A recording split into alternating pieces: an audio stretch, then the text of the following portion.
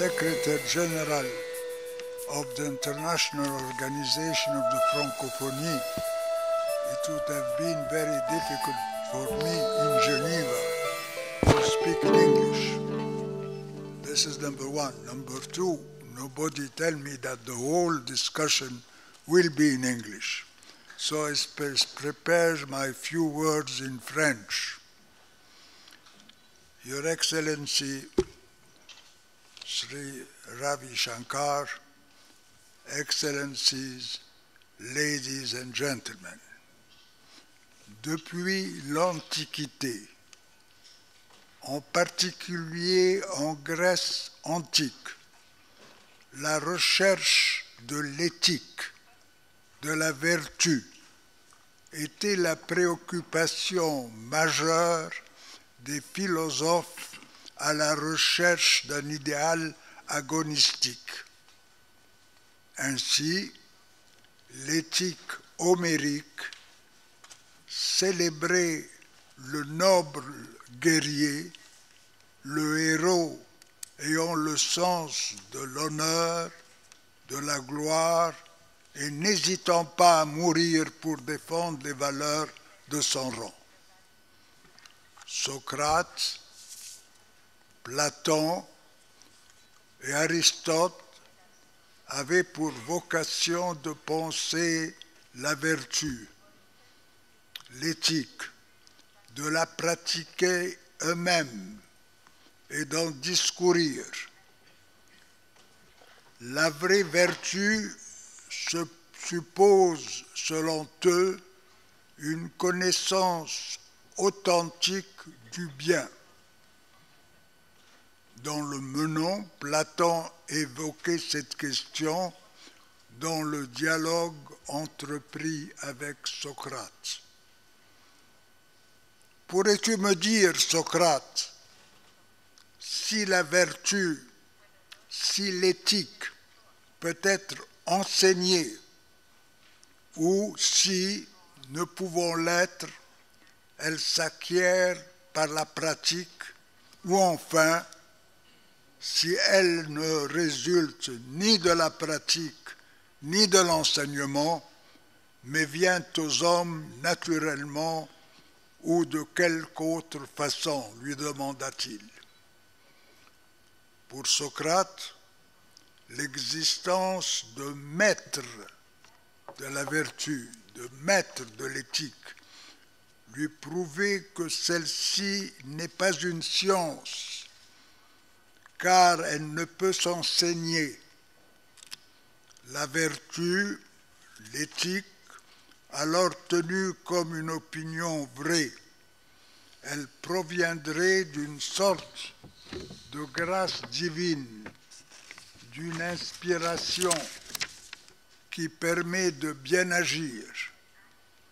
Pour Aristote, la vertu, l'éthique, est un juste milieu entre deux défauts, un manque et un excès, tel le courage, se trouvant entre lâcheté et témérité. L'éthique de la vertu insiste donc sur l'importance des traits caractéristiques d'une personne. Elle prête davantage attention à ce qu'on considère habituellement sous le nom de vertu au pluriel. Ainsi, donc, différentes éthiques de la vertu existent selon la ou les vertus mises en avant. L'honnêteté, la sympathie, la prudence, voire la phronésis grecque, ou encore la sagacité, la douceur, le courage et le dépassement de soi au service des autres. La politique ou la vie politique étant le mode de gestion de la cité des hommes, devrait donc être dirigé par des hommes et des femmes dotés de ces qualités inhérentes à leur personne. C'est un combat, une lutte interne des détenteurs du pouvoir de gestion de la cité à la recherche et pour la préservation de ces qualités en dehors de toute démagogie et de tentation de se faire prévaloir de leurs intérêts personnels et privés au détriment de l'intérêt général et public. Tels sont les fondements de l'éthique politique dans ce monde dominé par le matérialisme et par la recherche avide de l'argent. Les hommes, les femmes au pouvoir sont malheureusement tentés par les vices de la corruption, du mensonge, de la dissimulation, de la ruse, de l'égoïsme, contraire aux valeurs morales de la vertu et de l'éthique.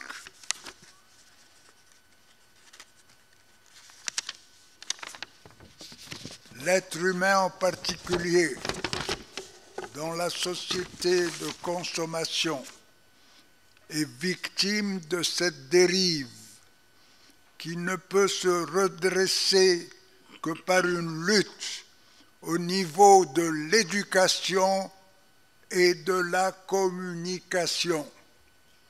Puisse votre initiative conduire à une réflexion fondamentale, à la mise en place d'un mécanisme permettant de la reconquête de ces valeurs. Je vous remercie, Monsieur le Président.